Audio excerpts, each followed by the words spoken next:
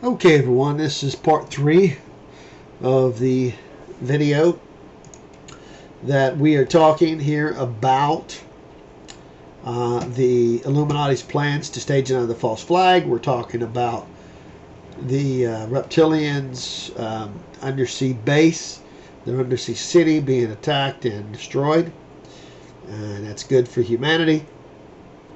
And we're talking about the oil prices, again, going up as they start a war with Iran as planned, and the dollar devaluation as well, 40% that is planned. And I believe, again, just to recap, that the high in the market will be sometime in June of this year. Let's move on to some other things that give us all kinds of clues with the stock market. We know, from what Lindsey says, the dollar's going to be devalued 40%. It's going to happen overnight. So you can bet your butt it will not be March 23rd. Sorry. We're not going to know when it's going to happen. So we got to pick another date. So that's probably a safe date. It's not going to happen.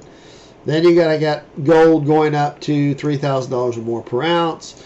Oil going $150 to $200 a barrel per ounce. Per barrel, I'm sorry. So all these things we know are coming. We also know that Obama ticked the elite off by rejecting the Keystone Pipeline plan across Canada, as Lindsey talks about in that video.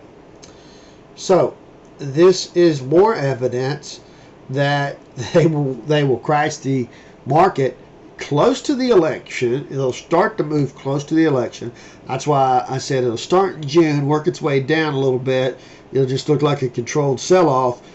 Then it'll go a little choppy for wave 2 up, maybe sideways or something. And then a wave 3 down would start after the Legatus meeting on October the 10th through the 21st. So sometime after that, October 21st, you should expect some type of wave 3 down to start, which should be pretty nasty. But the media will be distracted with, of course, the election. So that's why I don't think it's going to happen next month or until later this year. I firmly believe that the biggest moves down are going to be probably after October of this year into December. So as far as short term, yes, I do see us going up here hitting this 137.30 probably Monday, and then we could sell off after that for some type of fourth wave down. I'm going to pull the charts out here in a second for that. But again, if we go back here, here's some things I didn't get a chance to cover in the other videos. That this, most of the time we have a Santa Claus rally in December that everyone counts on as the market gets light. But this is a very strange year because December the 21st is the end of the Mayan calendar. This has been foretold, I don't know, 2, 3, 4, 5,000 years. I don't know when the Mayan calendar was originally concepted. I haven't done the research on that, but a long time ago. Let's leave it at that. So it officially ends December the 21st, 2012. Now, also, if you go back to the March 20th high, that week, the week of March 20th, 2000, you count forward 666 weeks, you get another cycle that ends December the 24th, 2012. I don't think that's a coincidence. I think that's a very, very important high. You could call it a 13-year high. It's not quite 13 years, little difference, but you go back 13 years prior to that was the 1987 crash. So 13-year cycles, 13-month cycles, 666-week cycles, ritualistic, they are cycles. I don't think this is a coincidence. I think this has been planned out years and decades in advance. That's why they had the high the week of March the 20th, 2000, and the year 2000, because they knew 666 weeks after that would be the week of the Mayan calendar ending. They knew that. So you've got to use your head here and think that, one, they're pissed off at Obama right now over this rejection of this pipeline that they want built across Canada. They want this built so that they can bring on board the oil that we have here and those states, Montana, South Dakota, North Dakota, those states that Lindsey Williams is talking about. The Prudhoe Bay, that's up in Alaska area. That's obviously already online. But they want this oil online, and they want this pipeline going so that they can start pumping this to us sheep at $150 to $200 a barrel, because they plan on starting the war over there in Iran and shutting down the straits. What is it? Strait of Hormuz. I'm pronouncing that correctly. A little tired right now. I do apologize for mispronouncing my words. Sorry, vehicles going by. I got the windows open. It's kind of a cool night here in Jacksonville, Florida. So, anyway, lots of strange things here that would indicate that we are definitely going to be having a bad December. That's going to fool a lot of people. There's this old Wilshire 5000 fake print I got that showed up as December the 7th, which was the Pearl Harbor date from 1941. Yeah, it's a perfect time for another false flag. I don't know if that's going to happen or not, but that's just, who knows, it may happen well before that. Then there's this, all the CEOs are quitting. Yes, that's right, all the bank CEOs are quitting. Let's pull this over and look at this.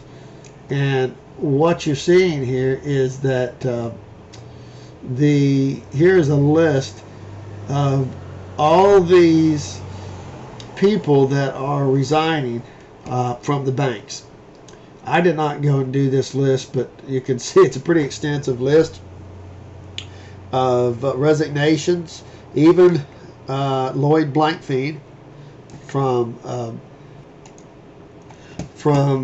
Goldman Sachs, even he's talking about possibly resigning. I read somewhere in June of this year. Coincidence? Isn't that when the high of the market's supposed to be? Yeah.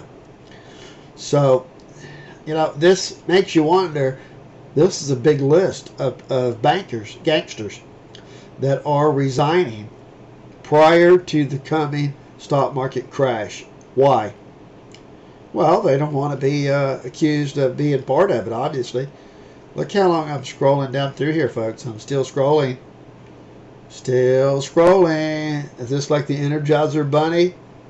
You know, still scrolling. This is a big list. I have not went through and looked at all these. You're welcome to do that if you want. And read this. The link, as you can see here, is on the site. It is obviously very telling that these thugs are resigning and quitting. Okay, here was the story, the Andromeda Council. This was the Reptilian undersea base that was destroyed. Now, I actually had or have a friend that I met online I'd talked to for a while. I talked to him 3 or 4 hours on the phone. He was telling me as a kid in the 70s, he's seen a mother ship the size, bigger than an aircraft carrier, come out of the ocean, and hundreds of people seen it. It was up off the coast of Maine. So there's no question that there are undersea bases. I mean, if you're an alien being, where would you hide your ships? I mean, you certainly wouldn't do it on land where man is everywhere. You would do it under the sea. And there's no question that there's tons of ships under the sea that's been here for a long time. So take this for what it's worth, and you can read that if you want. Let's see, that one was nothing. This was, this was on about Goldman Sachs. Blankfein, supposedly that he was talking about resigning too. But you can Google that and find it. Here's the fake print. Again, going back to December the 7th. And you can see how old this is. This is from 2010. Note the date right here. It was taken on in the month of May 2010. Sorry, I got a cold here, I guess. And you can see how long ago that was. It has never been hit, obviously, but it is coincidental that it was actually taken on this date, which is approximately March the 5th, 6th, 7th, 8th. But the fake print is not on that date. The fake print was backdated to this date.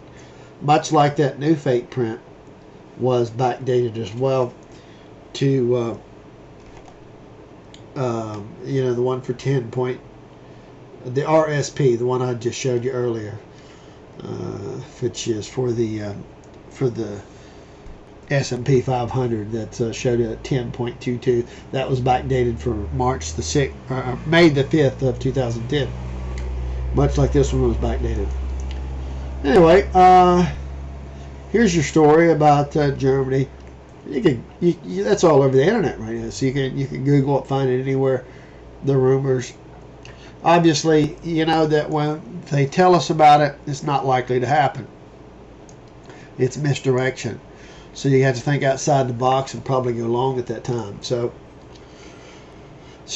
okay, I think I've covered all of that. I think I've covered everything I wanted to cover here. Now let's quickly go to the charts here and see if we can't get something done here with the charts. And we'll go with the, how about let's go with the 2-year chart here. And man, I got a little lines on that, don't I? Jeez. Sorry. And let's go with the 5-year chart, just to kind of give you an idea of, so you can see the high way up here. I don't know if we're going to get that high or not, but I do think that this move from here to here, from here to here, was some type of wave 1. And you can see he had a 1, a 2, a 3, a 4, a 5. That's a wave 1. And this ended primary wave 1 down. I don't know if my thing will work here or not. Let me see here, my little tablet thing. Yeah, sometimes it works, sometimes it doesn't. Hey, it seems to be working. Oops, don't know what that was about. Go. So, anyway, this was a wave 1, a 2, a 3, a 4, a 5, and all this big, huge move down from all the way down here was our primary wave 1 down. This big move here was just the first wave 1 up inside of a larger primary wave 2 that still has not ended. Then I think it's a possibility that we had a wave 2 down there and we had a wave 3 up here. Of course, inside that wave 3, we did have a 1, a 2, looks like a 3, a 4, maybe a 5. You know, maybe miscounting that. I'm not sure. Depends on where you end this with Elliott wave. Again, so that's subjective. Again, okay, let's. This is not the one I wanted. I actually wanted the other one, which is the pin signer. Oops. Nope. Pin. Pin noticer. Okay, there it is. Okay. Boom and boom. So as we go, anyway, you know, I don't know how you count this. 1, 1, 2. Is this big long one a 3, then a 4, then a 5, possibly? Then you'd again, this one big move up is some type of wave 1. Then you got a 2, and then you've got a big 3, and now you've got a 4, and now we're working on a wave 5, and it's not finished, and we need to actually go deeper into wave 5. And hang on 1 second for that. Obviously, I'm running out of time on this. Figures. Have to continue this another video.